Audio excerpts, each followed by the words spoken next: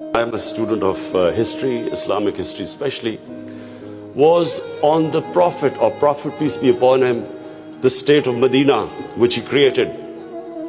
Now, why do I say the state of Medina? Because the state of Medina laid the foundation of one of the greatest civilizations in the history of mankind. The principles that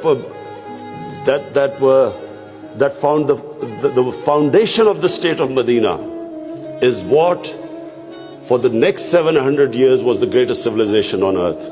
And what were those principles?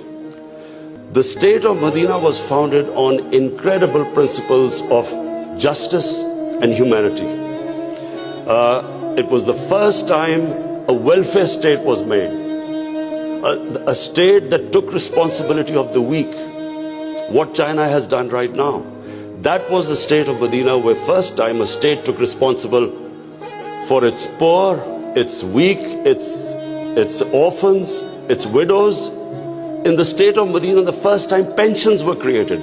Old people were also, it was a humane state. And secondly, there was justice, rule of law. These were the two main things. And the third thing, the Prophet of Islam, peace be upon him, made seeking knowledge a sacred duty. The word was that even if you have to go to China to seek knowledge, you must. Those days going to China meant not coming back. So the emphasis on seeking knowledge. For the next 700 years, all top scientists were Muslims. And that was the state of Medina. It laid that foundation. And then the way minorities, other religious people were treated. The Prophet signed famous, the Misaq-e-Medina. There's still a letter in St. Catherine's Church which was signed with the Christians that your places of worship will be, till the end of time, they will be protected by Muslims. Secondly, that no forcible conversions would be in Islam. Thirdly, the Prophet's last sermon, it is a charter of human rights. It's about how human beings are equal. So it was a humane state created, rule of law, emphasis on education, that led to the growth of Muslim civilization. So this is, in Pakistan, we want the same basis of our state. The rise of what I believe, the way our country will rise, it will go back to those principles. We must, number one, have rule of law, everyone equal before the law. State must be accountable. We must have a welfare state where the state must take responsibility of its poor people. Half our population is on the poverty line or just above, and about 25% are below the poverty line. The state must take responsibility. All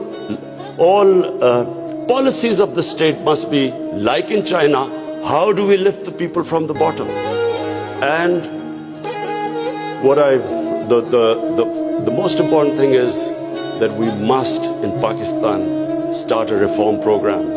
Reforms are painful, but it is essential if we have to get out of our current problems. So, first of all, I joined politics in '96. From '96 to 2013, there was a very small party. Most of the time it was one step up and 3 steps down. The first election I contested, we were wiped out. Second election, 5 years later contested, we had only 1 seat. Third election we boycotted, and most of the time people made fun of me, thought we would never make it, because I'm an outsider. I wasn't from the political class. But one big lesson from sports which I learned, you only lose when you give up. So